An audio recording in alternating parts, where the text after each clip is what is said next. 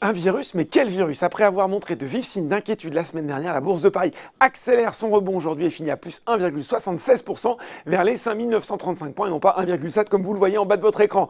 Les investisseurs saluent l'intervention des autorités chinoises, tant d'un point de vue sanitaire que financier, puisqu'elles ont injecté 1700 milliards de yuan de liquidités en 2 jours, l'équivalent de 220 milliards d'euros, pour rassurer sur leur capacité à stabiliser les marchés. Ça va donc tout aussi bien sur les marchés américains, 17h45, plus 1,7% pour le Dow Jones, plus 1,8% sur les Nasdaq, avec une ambiance toujours aussi électrique autour de Tesla, plus 20% hier, plus 14% aujourd'hui, une progression du cours de plus de 100% depuis le début de l'année. A l'inverse, Alphabet, maison mère de Google, marque le pas, moins 3,3%, au lendemain de la publication de ses résultats trimestriels, les performances de YouTube et Google Cloud ayant déçu les analystes. Côté valeur aujourd'hui sur le marché français, c'est Free qui avait tout compris, ou plutôt sa maison mère Iliad, l'opérateur télécom, bénéficie notamment d'un coup de pouce d'Exane, BNP Paribas repassé de neutre à surperformance sur le dossier, tout en relevant le cours visé de 110 à 155 euros. Derrière, on retrouve Quadient et SES Global qui continuent de reprendre de l'altitude après 2 séances compliquées la semaine dernière. Sur le CAC 40, Technip FMC est une nouvelle fois aux avant-postes des hausses entre rebond technique et spéculation sur le renforcement possible de la BPI à l'occasion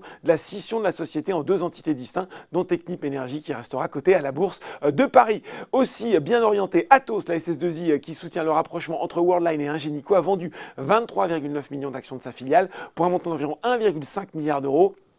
Prix de ce placement, 61,50 € par action. C'est près du double du cours de bourse de juin 2017. À l'issue de l'opération, Atos ne conserve que 3,8% du capital de Worldline. Alors peu de baisse à noter aujourd'hui sur le SBF 120. Allez quand même Orange qui était plutôt couleur orange sanguine aujourd'hui. La faute en partie à Berenberg. Le bureau d'analyse est passé d'achat conservé sur l'opérateur télécom avec un objectif de cours abaissé de 16,30 € à 14,30 €. Derrière, on retrouve Dassault Aviation, Ruby et Alstom, mais avec des replis inférieurs à 1,5%. C'est pas grand-chose. Voilà, c'est tout pour ce soir. En attendant, n'oubliez pas, tout le reste de l'actu éco et finance est sur Boursorama.